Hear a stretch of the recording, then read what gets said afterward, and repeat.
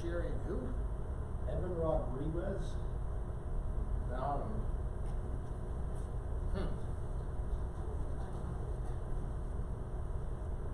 Oh, Sherry. Well, when they started changing the name pronunciation, they got somebody from Anaheim or San Jose too. Really? Yeah, Marla. Oh my gosh. Yeah, they traded like a traditional third-round pick for him. That was the first deal they did. So, it'll be interesting to see how that plays out. He's like Hainsey. He's another one guy that never won a cup. So Yeah. maybe that measures a Except little. he's a fast skater. Yeah, it's fair to say. Still moves pretty good.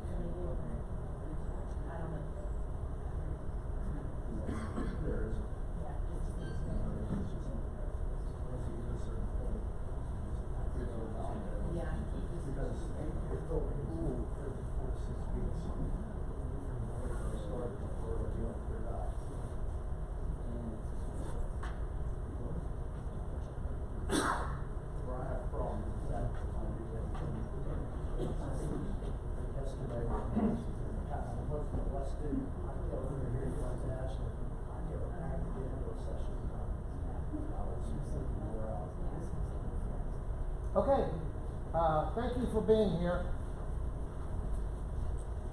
Thank you for being here. My name is Jay Himes. I'm the former executive director of PASBO. I now serve in a part-time capacity as leadership advisor. So this is not a technology session. So if you're looking for technology, I would not be the presenter. So if that was your aim, to get a good technology session, and you want to leave, I won't be offended whatsoever. Okay, good. Everybody's going to stay. The over and under for this session was 27. So I have a bet of $94 million with one of my staff colleagues that I took the under. So if a lot of people come in that door, we'll have to shut it so I can win the bet. I'm going to talk to you about something I think is critically important. Sometimes gets referred to as fluff and soft skills and things like that. I believe it is extremely important. I believe in my position in PASBO for 24 years. When it came to job security, it wasn't about debits or credits. It was about relationships and teamwork. And you can have a bad relationship and be the best technical person in my organization, which tends to be finance or facilities or Jim back there in technology. It's not about your technical competence. So I think these kinds of skills are important. I think we don't give them enough of their due. And so we're going to go through a whole lot of slides and then give you a chance to ask questions. So what I would like you to do today is walk away from this taking something out of these 87 slides. No, not quite that many.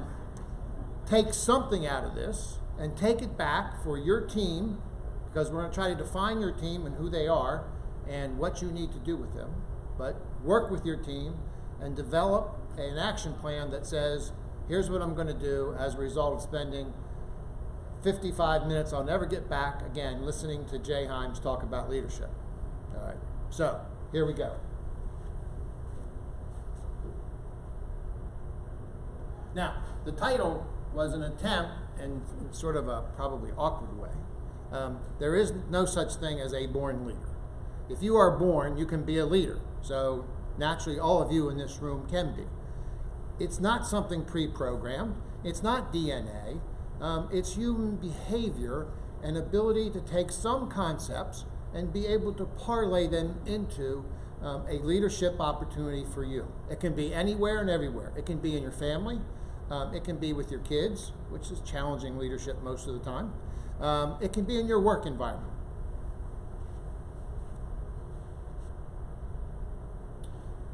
Number one, I'm a firm believer that we are all smarter than any of us. So in terms of your team, you want maximum participation, you want maximum collaboration, you want maximum input, you want to make everybody feel on your team as if something they can contribute will be significant and that you will listen to them. You don't always have to do what they want you to do, but you have to listen to them.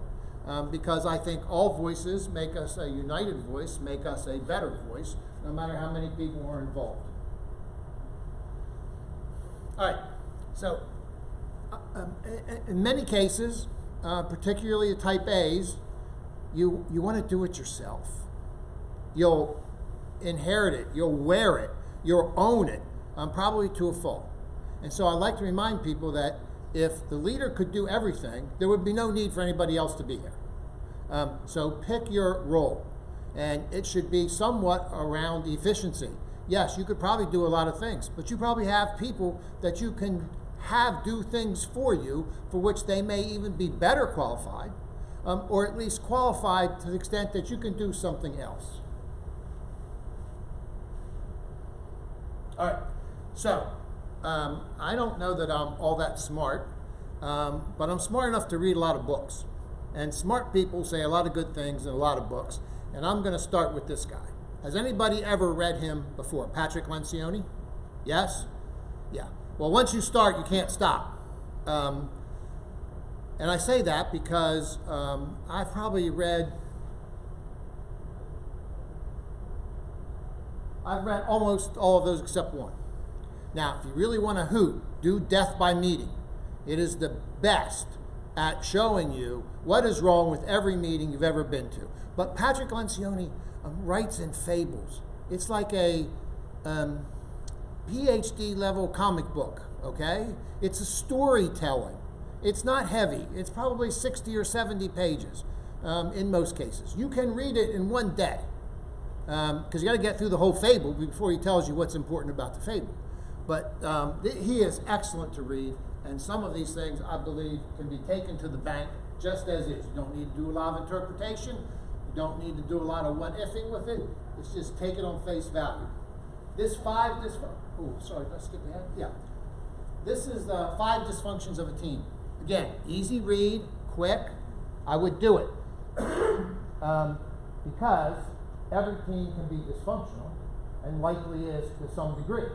And you as the leader of your team, no matter how big or how small, you want to help overcome a lot of this dysfunction. All right, so here it is. What creates dysfunction? Absence of trust. If you want to see a huge time waster, a situation that you devote an extraordinary amount of resources to, it's because you are trying to determine what it is the other people in your team are trying to do or do to you because you don't trust them. And it just engulfs you and takes you to a point of being not able to do anything productive because you're so worried about the lack of trust because you think somebody's got an agenda. So you've got to get to the point, and we'll talk a little bit about it in a minute, of ensuring some trust. Secondly, did you ever go to the meeting, everybody gets in the room, 30 seconds later, decided all the dates, that was the biggest problem, we're going to schedule the next meeting, and what? Nothing got decided because everybody was afraid to have a full-fledged discussion. And sometimes people won't agree with each other. Surprise, surprise. So you should encourage that. You should facilitate it because a decision that comes through a lot of conflicting views and points of view, I think, is a really good thing. Now, I know Jim's a school board member. Is anybody else a school board member? Okay, so he won't mind if I talk about school board members because he knows I probably will anyway. So, you know, everything having to be a 9-0 vote isn't necessarily the best thing in the world. And it shouldn't be your objective that everybody is going to agree automatically and you're going to have a 9-0 vote on everything. In fact, you should facilitate, you should facilitate a grand discussion with all sorts of points of view, because your ultimate decision will have a lot of that fabric of being a very good decision, because you've tried to encompass a good result in which everybody had a say, in which everybody may not have agreed in the beginning. So conflict is not bad. All right, so then create some trust, you allow some dissenting views, you get through decision making, but then you got to buy in. You got to have the commitment. You got to have no avoidance of accountability once you make the commitment. Everybody has to be responsible to do something, and you have to hold them to it. Sometimes we don't like doing that. We don't like doing those evaluations and say, here's what you can do better, because we all have a personal fear of offending and not being right and being the bad guy. But you've got to have the buy-in, the commitment, and the accountability. And then finally, you got to have the results and look at the results and decide what they want to do. All right. So that gets you through the dysfunctions. And as a result, you see on the other side of the slide, that's the benefit of getting through this process. All right, so high-performing teams, comfortable asking for help. So one of those things, if you want to build trust in your team, don't try to tell your team that you can do everything perfectly. Admit where you're vulnerable, admit your shortcomings, and say, I'm really not good at that. Can you do that? Because that's one of my weaknesses. Admit it. Be vulnerable. That'll build some trust. People will begin to trust you if you can admit to it. Use other skills and experience. We'll talk about that in a few minutes. Rehash, review, rework, right? Make a decision. Then the next meeting you talked about the decision you made, and nobody can really remember what the decision was because the final action wasn't very clear. So you review what you did, you rehash it, you rework it, and you spend 2 meetings doing what you did in 1 meeting because you didn't make it clear what that decision was going to be. And it was a time waster. All right. Got to have a vision. Everybody talks about. It's not necessarily easy, but it is what it is. If you're not clear what you want, precisely, laser focus clear, this is what I want. You will make everybody feel comfortable, but if you're not, the consequences are nobody's really sure what the leader actually expects and wants of them. All right, this is a recent reading that I came into focus with from the Coast Guard Academy up in Connecticut. So this is Kouzes, Kouzes, and Positive. And they've been doing this leadership stuff for a long time. This is good longitudinal, real data, real research. This is not an easy read. It's not a fable. It's not PhD comic book. This is like, will make your head hurt a little bit reading it because they're really researchers. It's not an easy read, but it's a good read. All right, so here's where they are. Now I know you can read all of those words on the screen perfectly. That's really small print, but you can get my copy. But here's what it is. Model the way, if you're the leader, you know, sort of walk the walk and talk the talk. Leaders establish principles concerning the way people, constituent peers, colleagues, and customers alike should be treated and the way goals should be pursued. Secondly, inspire a shared vision. Okay, there's that focus again. Making sure you believe that your team can be very great at doing things as long as you're providing that vision. Third, challenge. Leaders search for opportunities to change the status quo. So I don't think you'd ever be accused of being a great leader if everything you did was to just make sure we kept on doing what we were already doing. So you can't be afraid of that challenging status quo. Leaders foster collaboration, build spirited teams. I think we talked a little bit about that before. And encourage the heart. Accomplishing extraordinary things in an organization is hard. Anything, right? Even sometimes little things. Change is hard. People fear it. They don't want to buy into it. They're unsure. They don't like the unknown. So any change is hard. But you've got to encourage people that they have the sort of intestinal fortitude and they have the emotional attachment to be able to do it. You've got to encourage people. All right. So, they've been doing this research forever and ever. This is the 4 competencies, okay, that they've identified are the top characteristics of admired leaders. So, you can't see this, because again, I cheated and clipped this out of websites. This is honesty. 89% of all their research average over decades, not like 2 or 3 years, but over decades. You see, we've got four decades in here, 83, 88, 89, 89 for 4 decades as the number 1 attribute of admired leaders. Shoot straight, be honest. Secondly, forward-looking. So again, not just the status quo, how we can improve where we are into the future. 3, competency at 69%. And then inspiring, inspirational leadership is the 4th quality at 69%.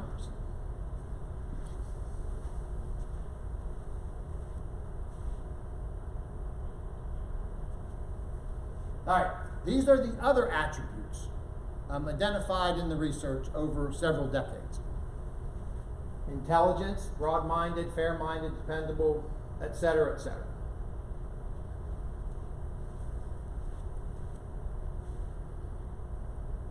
All right, so this is SHRM, the big human relations national organization. Very good. So what do they say? Courage, ability to be forward-thinking, honesty, ability to inspire, intelligence. All right. So you get this theme. If you do any of this leadership research, all of these types of attributes pop up, particularly honesty at the top.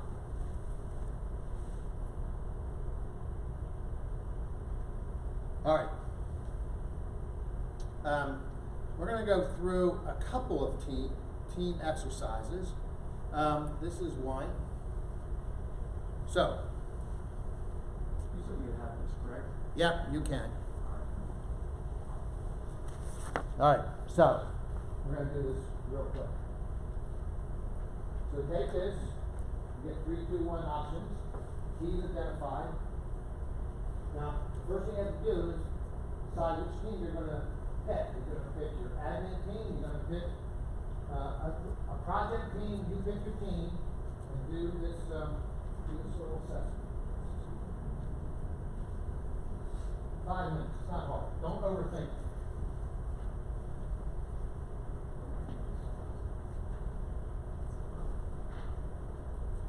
Good.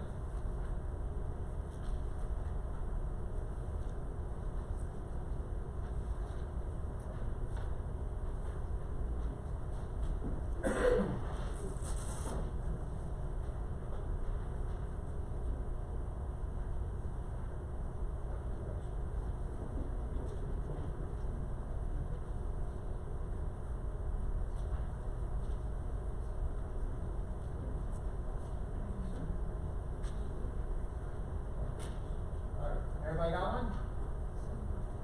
Everybody good? Send one back.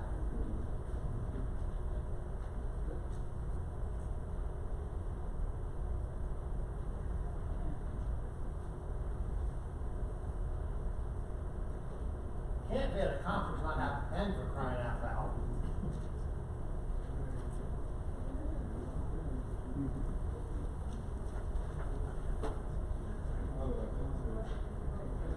Who needs one? I got extra. Anybody need a pen? Everybody good? Yeah. Exhibit booth 204.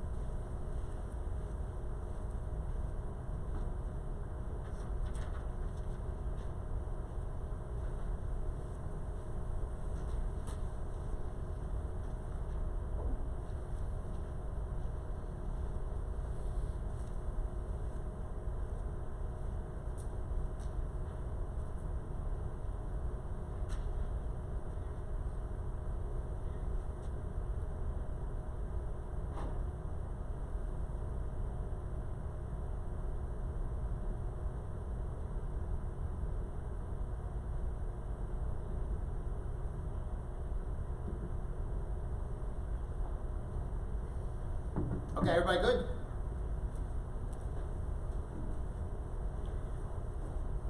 Okay, so take questions 4, 6, and 12.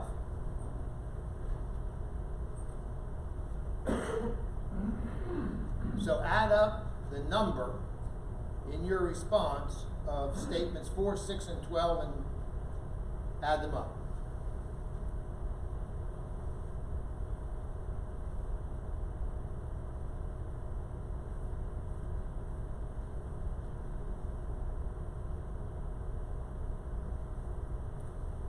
Okay, 4, 6, and 12.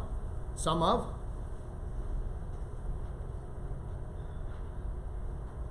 Okay. What do you got? Yikes, 4, I think you're off the scale. Yeah, you can't have a 14. Yeah, Kevin, she's been threatening to retire for 6 years. 4, 6, and 12. 6 and 12. Yeah, you're going to add up the number of your responses. 3, 2, 1.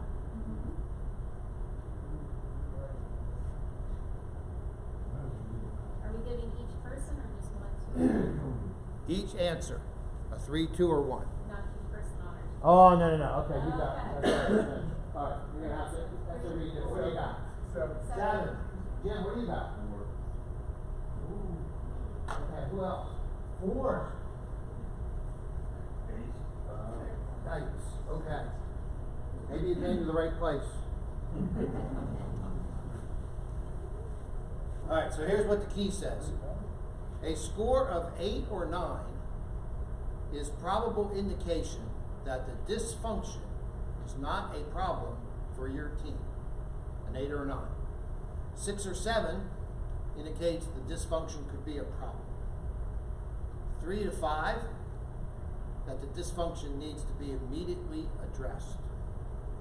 And this is the absence of trust, which I believe, again, is the biggest time sucker there is. It makes every process so inefficient. Because again, you're trying to figure out, why is that person doing this? What's their agenda? What am I missing?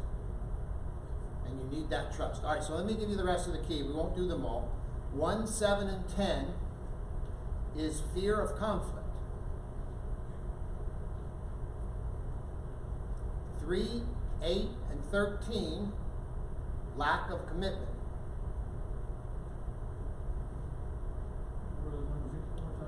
3, 8, 13.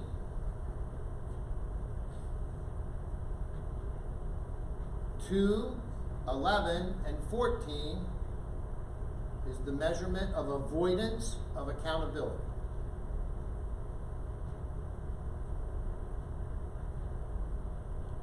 5, 9, and 15.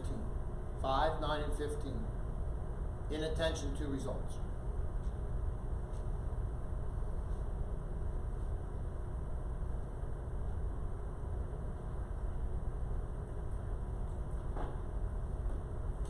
Okay?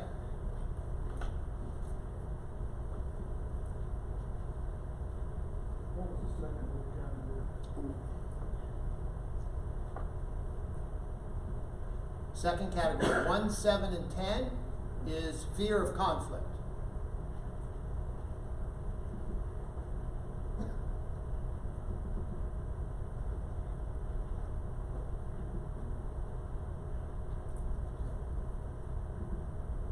All right, so this is how you instill and develop trust. You should read this book. It's really good. It's one of the most powerful presentations I have ever seen. It's a Covey book. I saw the presentation and realized this trust factor was so evident, so ubiquitous, it masked every good decision organizationally we were trying to make.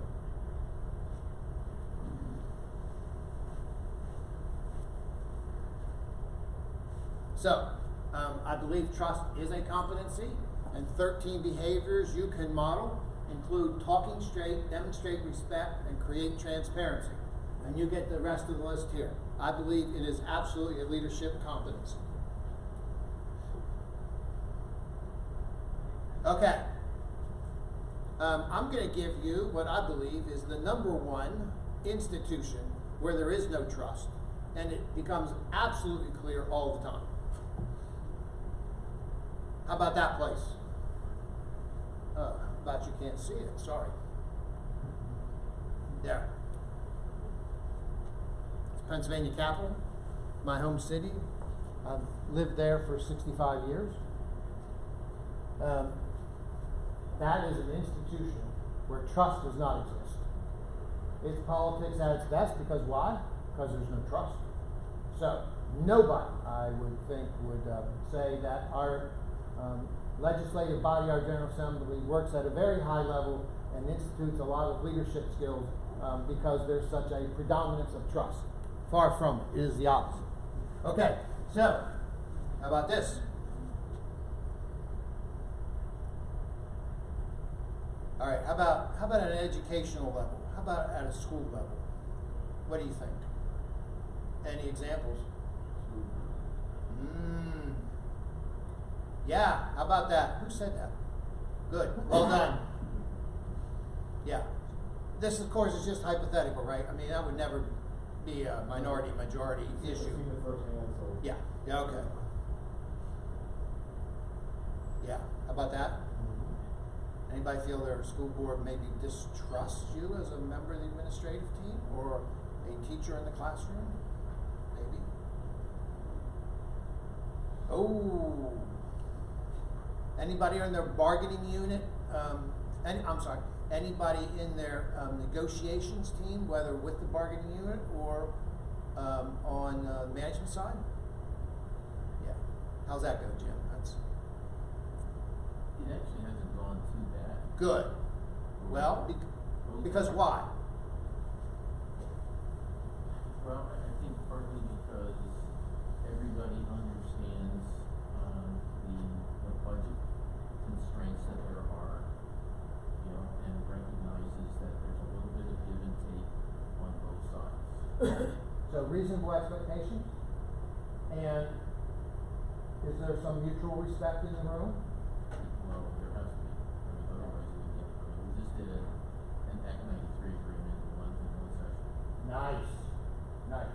And so, there obviously has to be a level of trust there, or you couldn't move that quickly without rancor and without having that respect. Okay. Excellent.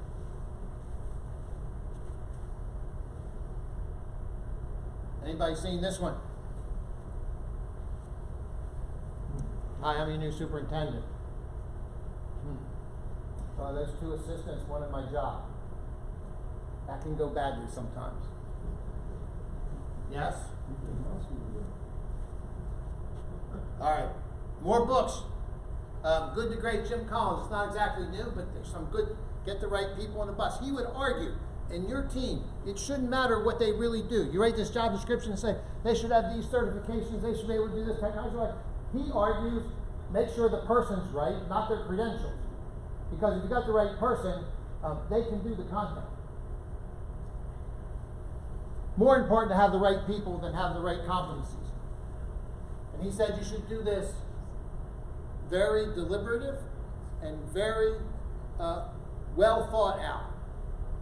And that you should do this very quickly.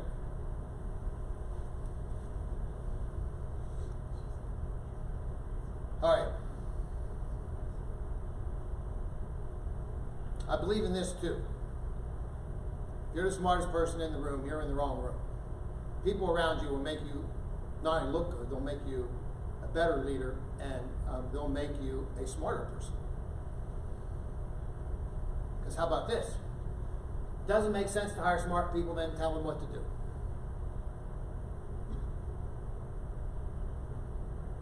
We hire smart people so they can tell us what to do. All right. Sorry, there's some really, my sports biases in here. So all you Pitt fans should know, I do have a son and daughter-in-law that are Pitt graduates. I don't have Pitt season tickets, however. All right, just for the record. All right.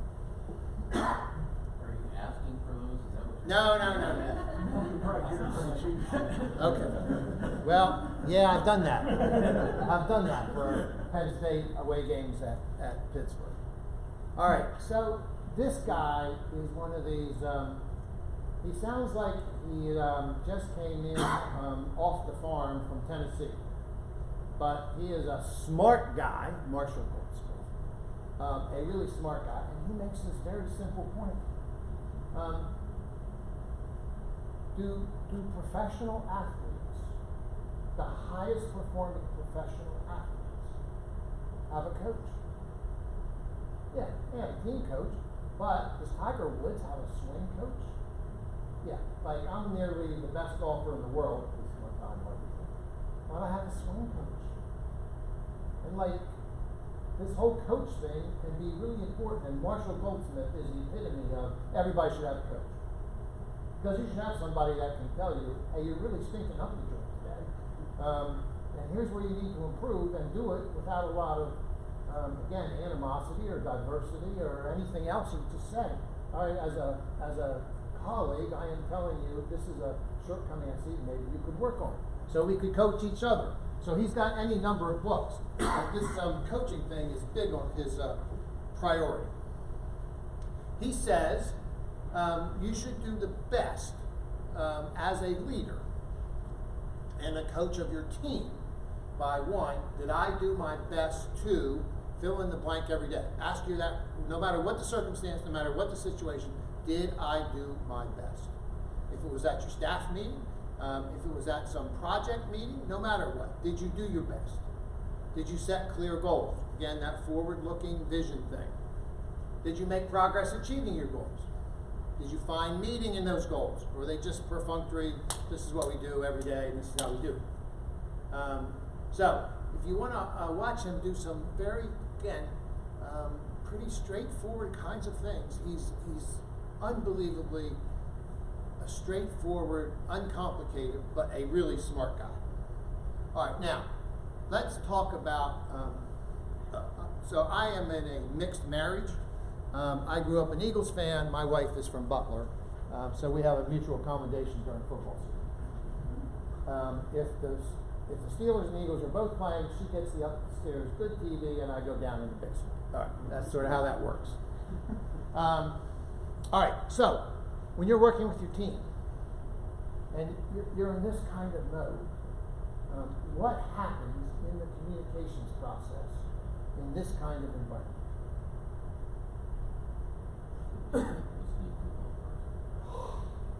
Yeah, like there's not a where are we going to dinner after the game discussion in the huddle, hey? Right? There's one person who is the quarterback, right? Who is calling the play, and pretty much everybody listens. It's not a time to say, yeah, I'm not sure that's a good play. I think we ought to do something different. Yeah. Now, what else is going on in here that's a critical fact? Right? Everybody's listening once. What else? They all trust each other to do the job they're supposed to do. Yeah, all right. Does everybody know their job in a given play, right? Yep. Everybody knows their job.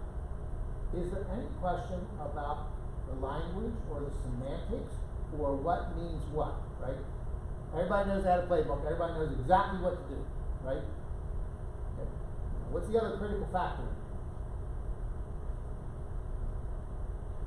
They're probably not going to have a 20-minute meeting about the next play, right? They're going to have a 20-second meeting, right? So it's like you can't afford to be sort of testing the atmosphere out in this. It sort of has to be boom, boom, boom. No, we're not having a debate. No, we're not having a discussion. No, it's not a vote on what play we're doing. Here's the play. Go do it. 1, 2, 3, break, go, right? And do it in a hurry. Now, you can do that sometimes, but you shouldn't do that all the time. All right, I think we hit all these. Leader speaks, many advisors, formation sets the expectation, communication means the same to everyone, you don't have to interpret it, timing synchronized, right? Yep. Not all calls by the leader will be successful, it's true. Perfection is not the standard, success is. Strategy may need to be modified as a lack of success. All right. All right, what about if your dynamic is this? All right, if you have this kind of situation, do you think everybody knows the play? Probably not, right? This is consensus building. This is where the leader turns into the listener as opposed to the quarterback calling the plays. We just flip that whole scenario we talked about. So you've got to listen. You've got to pull out the conflict. You've got to try to get everybody on the same page. That's a completely different dynamic, and you have to make that determination as a leader what exactly it is in terms of your dynamic that you're worried about. All right, how about this? Can your team have different spokespersons?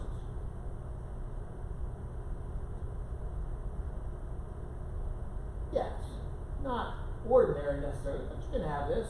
So who was the spokesperson for the Beatles? Usually, okay. Who else though? And Paul. I mean, pretty much Ringo's just playing drums, but those other three guys, it was sort of, they almost took turns.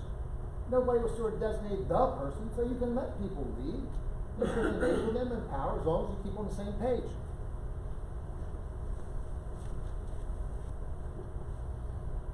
All right, so I'm going to go through this really quickly. You don't know any of these people. Well, Jim does. Well, maybe you do. Anybody know this guy? You know him? How do you know him? Wayne. Okay. You live in Southern New York? Yeah. I used to play Bon Air a few times. Or no, it played me. Anyway, this is Wayne McCullough. Dr. Wayne McCullough. He's my successor as executive director at Passport. All right? This man is the most positive person you ever wanted to meet. Sometimes I say, how can a person be that positive? But Wayne is. He is Mr. Positive. It is a good leadership trait. He'll let you get away with, oh my gosh, it's a bad day, and I'm over. No, hey Jay, how you doing? I mean, he'll yell at you, and you better get this smile on your face, because he's just going to challenge you if you walk in like Mr. Grump. And he is absolutely, I'm going to say yes, tell me the question. Now, Hannah Barrick has worked for Hasbro for about 6 years. She was our director of advocacy. She is now our assistant executive director. She is a sponge for knowledge. She's an avid reader. No, she's not an avid reader. That sounds like it's something fun to do. She's not, she doesn't do books on tape. She just reads these things incessantly. She's possessed to read everything in the world. And she wants more facts, no matter how many times I say, Hannah, that's really not important. And she does a good job not listening to most of what I say, but she will gather information like you can't believe. She is absolutely devoted to making sure she knows as much about any issue as possible. Anybody know this guy? Tim Schramm, Dr. Tim Schramm, formerly of Solanco School District. Tim is a very he is as low key as they come.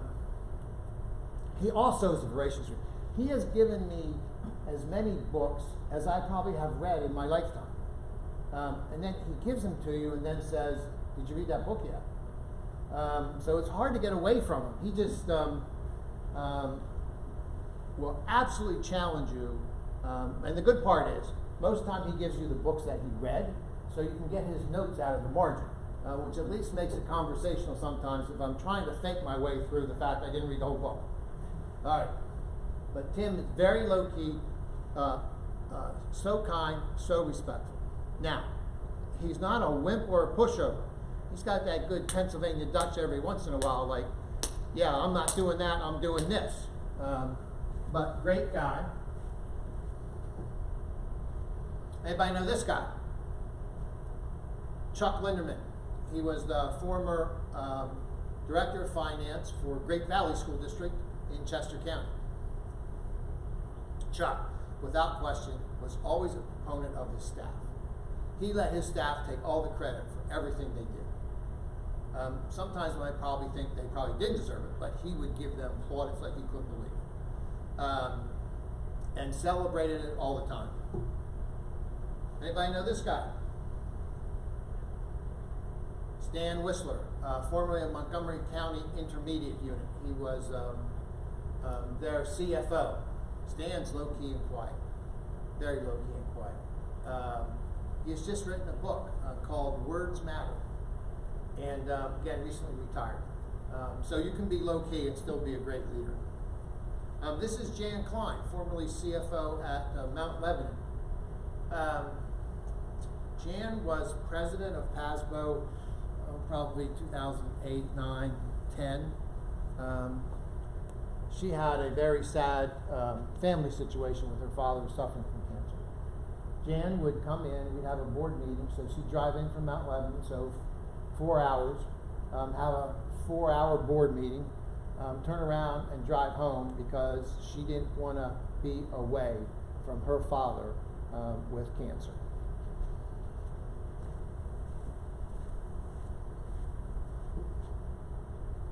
Anybody know this guy? Chuck Peterson. Chuck was at, actually started Halifax School District in Dauphin County, a very small district. Then eventually ended up at Williamsport Area School District, was with CSIU. Now Chuck Peterson has replaced Chuck Linderman as Director of Business Affairs at Great Valley. Chuck would always say, you got to do the right thing no matter what. It may hurt. And Chuck did some leadership at the national level. And I guarantee you he did things because they were the right thing to do, despite probably being personally detrimental to him. Again, that whole change thing where it's really hard to enact change, and Chuck wasn't after little change, he was after big change. Anybody know this guy? It's Kurt Richards. He is the business administrator at Lebanon School District. He actually worked for PASBO for a short period of time. I shouldn't say short period of time, segment between his role at Central Dauphin School District and his current position. When Kurt would run board meetings, when it got to be a really dicey subject, like one of those things that's not 9-0, one, he would let that discussion go for as long as it needed to go.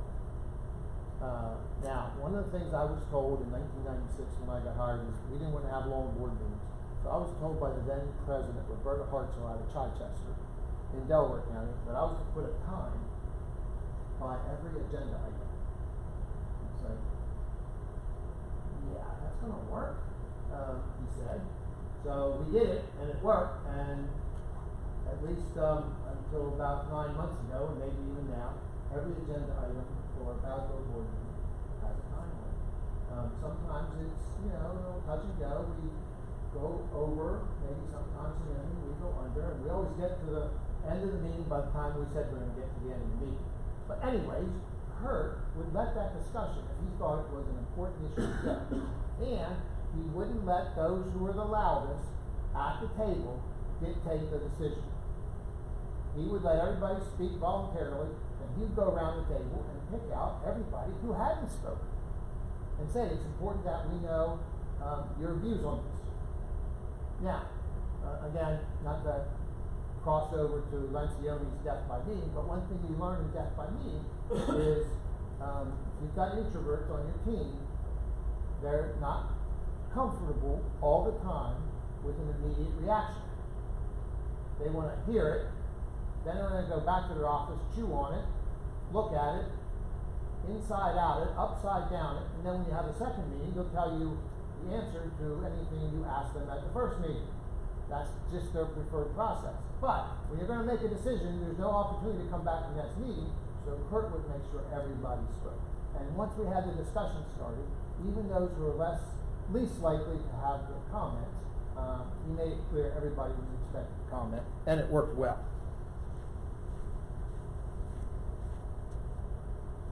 All right, these were the last two I worked with. This is Ed Popperick. He was director of facilities at State College. Ed was constantly building buildings. This is Bob Saul. He's now at East Penn. Bob would always make himself available. He has now 2 young kids, and he had moved districts, but you know what? He never said, I don't have time for this. He went the extra mile. Ed was ubiquitous in terms of his participation in our organization. While he was building big new high schools and doing a lot of elementary school renovations, he always made time as well. Those are a lot of the lessons I have learned from PASBO leaders. We had this guy, Colonel Art Athens. We've had him twice at the PASBO conference as our keynote speaker. He was the highest rated speaker we've ever had, and we had him twice. And both his general sessions were the highest rated over the last 20 years. Never be so big that you can't do the little things that need to be done. So his sweep the sheds was take the crappy work, pitch in, nobody's above anything. If you want your team to be productive, then sweep the sheds with them, no matter how bad the job is.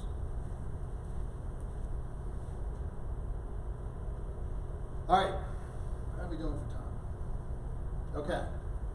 All right, these are my 3 heroes in terms of leaders. All right, I would like to spend an afternoon with Winston. Now, the fact that these guys all smoke cigars is just coincidental, I assure you. It's just coincidental. You know, I think the big takeaway from Winston Churchill was he knew when he was in a position when he was not going to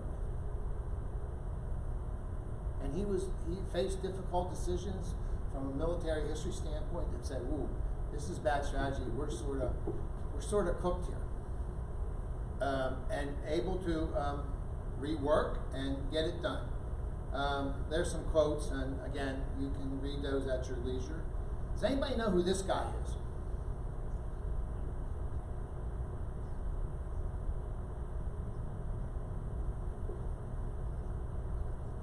That probably doesn't help, but that's a little clue.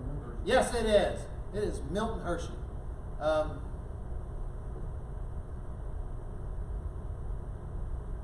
The public and our customers regard all our enterprises as one institution. So his theory was, if somebody messed up at the chocolate company, it had the effect of the brand across the board, whether it be Hershey Park or Hershey Entertainment Resorts, the Lodge, the Hotel Hershey. That was his feeling. Now, you know, he's an interesting story because, like, he failed several times. He was not a, yep, I got this world by the tail and here we go. He started in Philadelphia. That business failed. He went to Carmel's. That sort of got done. And he started making chocolate because he saw a Swiss making chocolate and said, I think I can do that here in the United States. All right, he built this edifice. Anybody know what this is? It's the Hotel Hershey, right? In the middle of the Depression. In the middle of the Depression. Why? Because he was worried that the chocolate company wouldn't support the jobs for his workers. So he needed a construction project to keep everybody busy. Okay, now think about it. Like you head to a depression and this guy's gonna go build this, multi-$100 million facility and say, I'm gonna do it. And he did. He also built this at the same time. This is Hershey Park Arena, called the Barn. And he put a hockey team in it. I mean, the guy just said, what risk? I'm not worried. I'm going to make everything work because I need things for my workers to do in my business. Anybody ever been here?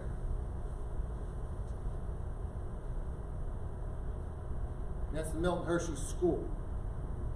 Yeah. Looks pretty swanky, actually, for good reason. Because these are all the buildings on the campus. It's extensive. It's still growing.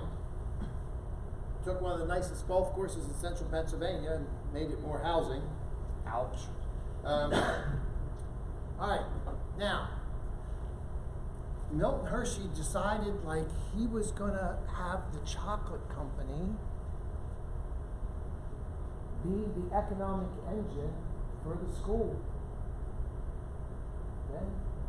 he gave controlling interest in the chocolate company to the trust, the Hershey Trust, to run the school. Like, not in his pocket. He said, we're going to take profits from chocolate and send kids to school. At that point, it was literally orphans, and it's grown much bigger than that. So, take a risk. Great Depression, who cares? I'm going to build $1 million structures. Money, who cares? Let's give it to kids who need it.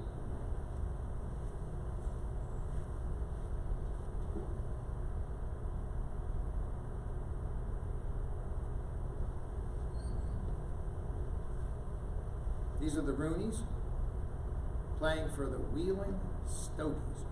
Again, cigars have nothing to do with this except coincidence. Actually, this picture is in a restaurant outlet in West Palm Airport, whatever that's worth. Now, let's get on here. So, the Rooney family, Art Rooney, AAU welterweight, so boxer, went to the Olympic team tryouts. I don't think he was successful. Got involved in minor league baseball, the Flint Vehicles and the Wheeling Stogies. I already saw that. Then he decided to go semi-pro football route in Pittsburgh. So he buys in the Steelers for $2,500. Right? Then he sells the Steelers and does what? He buys 70% of the Philadelphia Eagles. So, and for a while we had the Steagles. Like, this guy's like, you know, I can do this, I can make it work. If the Steelers won't work, well, go the other side of the state. No, then we'll put the teams together. No, by the way, then I'll create my Steeler empire. Okay. Very quickly, what do leaders look like? They don't look like anything because they have different looks, they're different people, they're different cultures. I sort of like this. 8 rules of life: be adaptable, learn to say no, patience is a virtue, hard work always pays off, fail fast, fail early, fail often, stay away from toxic people, giving is better than receiving, don't let others' opinions hold you back. All right, now, sometimes leaders can do a little unorthodox thing, so you don't have to do everything by the book. Anybody know who this is? It's Oliver Hazard Perry. So this would be you're in the middle of a fight on Lake Erie, and probably standing up in the boat is not a good idea at this point. So, not that you'd ever stand up in the boat, but that's what he's doing. Because he was unorthodox. This guy would write letters to the Secretary of the Navy complaining about all his superior officers. So, I mean, you do stuff like that, right? You write letters to your school board saying what a bad guy your superintendent is and things like that, right? You do that all the time. No, you don't, but he was unconventional and he got away with it. All right, here's the wrap up. What you need to do. All right, I say to be an effective leader, you got to have trust, right? You got to create that.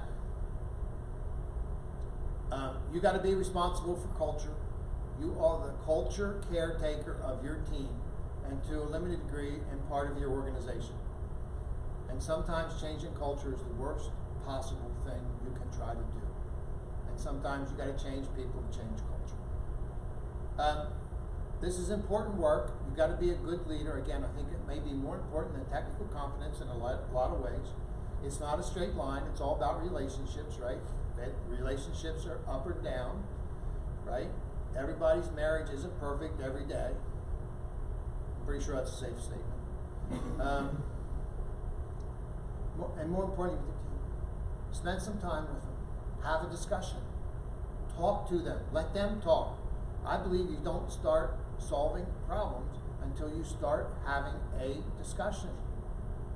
You got to create that environment where it's safe for people to talk. Put your team in a position to succeed.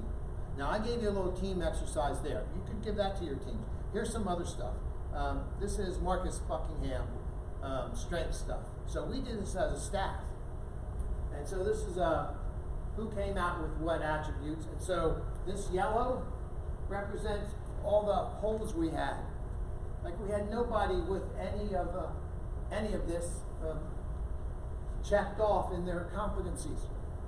So you got to realize what holes you have and make some compensation for those holes. Figure out a way to fill them if you've got blind spots on your team. And if you read any of Marcus Buckingham, here's what else. Don't delude yourself into thinking you can fix everybody's shortcomings. You are not likely to do that. Why? That's just the way some people are wired. So if you want to spend a lot of time about the guy who shows up 6 minutes late to work every day and think you're going to fix it, probably not. So, Marcus Buckingham would tell you, write it off. Forget it. It's not that important. What's their strengths? Make them better at their strengths than trying to make them better at their weaknesses. It's an interesting concept, and it's true. All right, have some fun. You got to have fun. You got to celebrate small victories. You got to celebrate any victories. Let everybody have some fun with things they're doing. All right. So, I'm going to go all the way to the end. So, what time is it? Yikes. Okay. We got 6 minutes. For the next 4 minutes, write down one thing you're going to try to do every day starting Thursday. Write your plan right now. One thing you're going to do every day to try and make your team a better team or to try to make yourself a better leader. And you got to do it. And I'm going to ask you to read. 3 minutes.